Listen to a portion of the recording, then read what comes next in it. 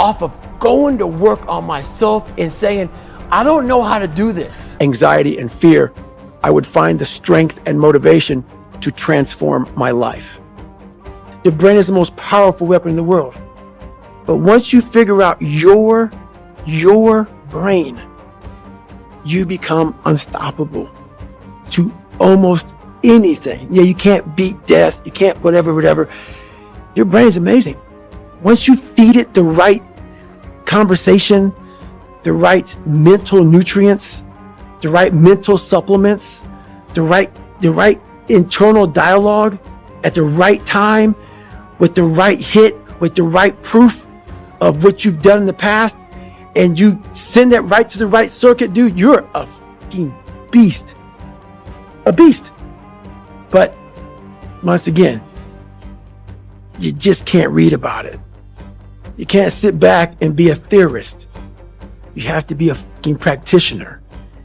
And in that practice is where that becomes proof positive. What I'm saying is like, God, like David Goggins is blowing my mind. What is this?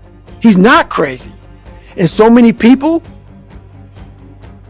a lot of people, not getting civilized is about having a savage mentality. Civilized is something where people, it's a comfortable world. A lot of us say, like for instance, I see these athletes right now who retire, I'm 38, I'm 39, I did 20 years at the top of my game, and I'm chilling out now. You see them a year later and how they look. What the hell just happened to you, dude?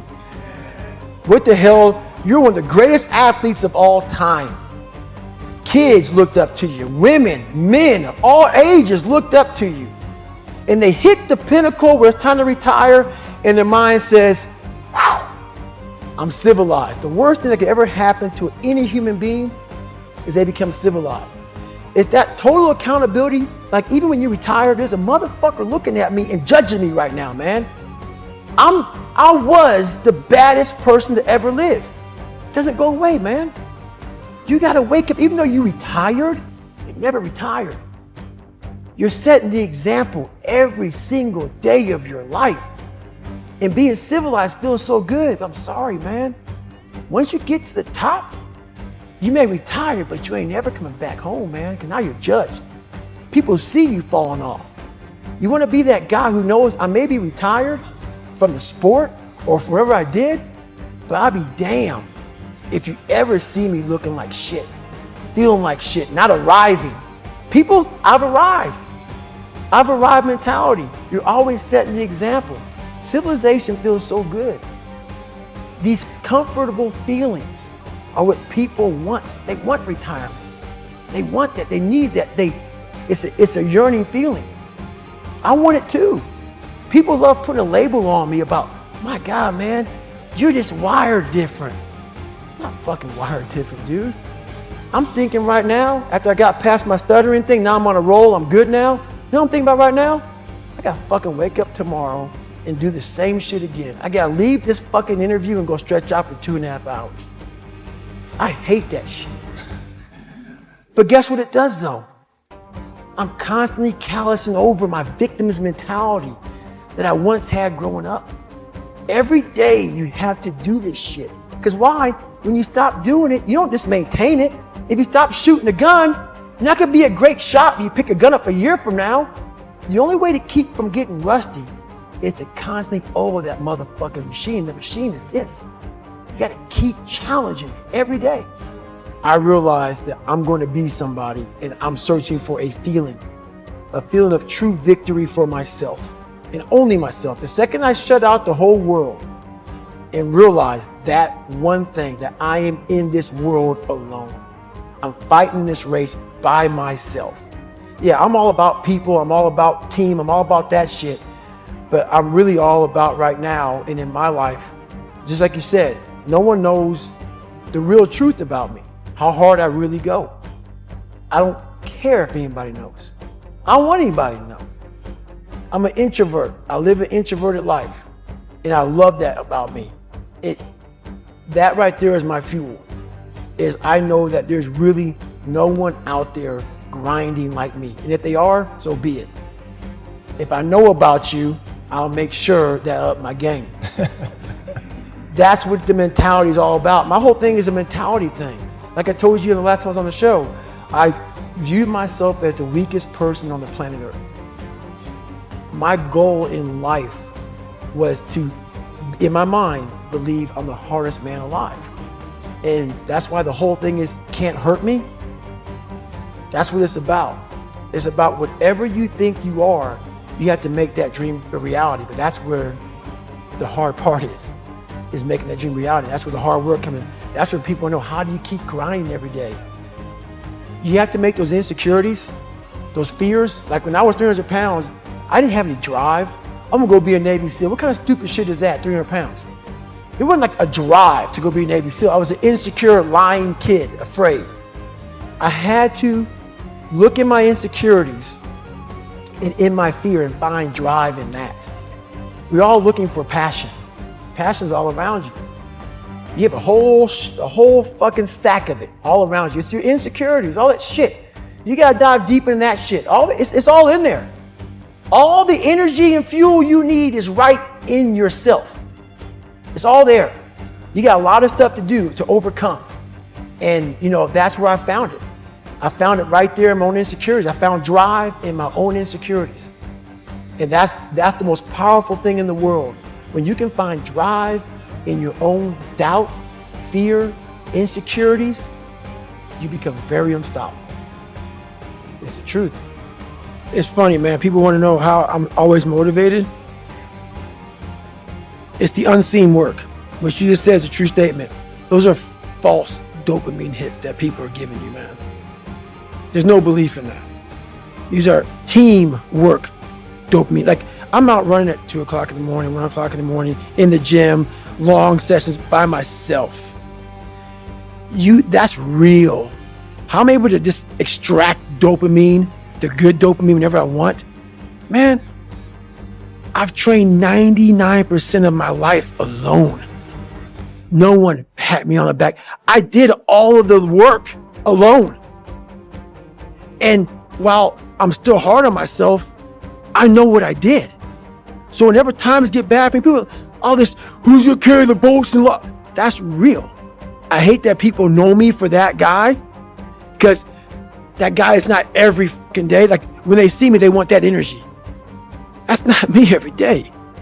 I can extract it immediately when I need to, because when you train alone, and I lived alone for so many years in this misery, and you're able to get out of it by yourself, I can take myself to such a level of real passion and purpose. And like the feeling I get is something I can't even explain by myself. I don't need anyone. That's why people come to me to motivate them. No one can motivate me. I have a resume full of the motivation that whenever I'm down, I'm like, oh, hang on, motherfucker. Oh, you know the truth. You know the truth. You know the darkness of the fucking dungeons and the fucking demons that fly. And then from there, it's like, okay, you were there. You know this. There was no one there to pick up the rucksack, to pick up the boat, to pick up the log, to go in there. It was you. It was you. There was no pat on the fucking back at 300, at 275, at 250, at 220. No, that was you. So those things that come out of me, that extract from me in the darkness, people are looking for that pat on the back. Where is it? Oh, I don't need it. Because what I've done is in the fucking unseen work, I built Frankenstein. So whenever shit gets nasty, David Goggins goes, you had nobody anyway, motherfucker. So see how I'm talking myself right now? That's me. That shit fires me the fuck up. That shit makes me fucking nuts. You had nobody anyway, motherfucker. Look around you. There was no fucking team. It was you. There was no weight loss program or mom and dad waking you up saying you can do it, you can be better, trying to build belief. You built belief when you had nothing. Rock bottom. You did that. So as times get hard for me, it'll keep going, man, if you keep doing it. But that is it, man. There's no sun. There's no glory. There's no carrot. There's no victory. But there is all of it in one. I just can't explain it real well to people, man. But what you get at the other end is something that you're always found. You're never lost anymore. Doesn't mean the journey's easy. Doesn't get any easier, but you're always found. Whenever you're the only one of your kind, you're in danger of being pushed toward the margins, suspected and disregarded, bullied and mistreated by ignorant people. That's just the way life is. You were born to fail. 5 weeks after Christmas, it had become obvious that my whole life had changed. The unexpected attention and notoriety that came with and followed the release of Can't Hurt Me was as humbling as it was disorienting. After decades of grinding in the shadows outside the public eye, I was now spotlit. I'd always felt most at home in the margins. During my military career, I'd go on my longest runs and rucks before anyone else woke up. While others were relaxing or partying after a hard day or week of work, I stayed in to study my dive tables, pack and repack my parachute, or run and grind in the gym deep into the night. Everything I did on my own time was for my own personal fulfillment and growth. I damn sure didn't do it for attention, yet I was often misunderstood. I was carrying a boulder as big as the world on my back, just trying to get to the other side of the darkness that was chasing me down. I was terrified that if I stopped getting better, if I gave myself a break from any of it, all my insecurities and innate laziness would get the drop on me again. Anytime I felt physically exhausted or mentally zapped, I pictured that 24-year-old fat ass glaring at me with a big smile on his face. A smile that said, "I'm still here, bitch. I am who you really are, and I'm not going anywhere." I looked at each day as an opportunity to mine the negativity that had colonized my brain and became fascinated by the power of the mind and how it can work for us and against us. Often it falls prey to the merry-go-round of emotions and situational conditions that cause confusion and sap us of focus, force, and fortitude, all of which have a natural tendency to ebb and flow like the tide. Feels like it's slipping through your fingers. There is only one option: recreate yourself in your own mental lab. Somewhere you can be alone with your thoughts and wrestle with the substance of what and who you want to be in your one short life on earth.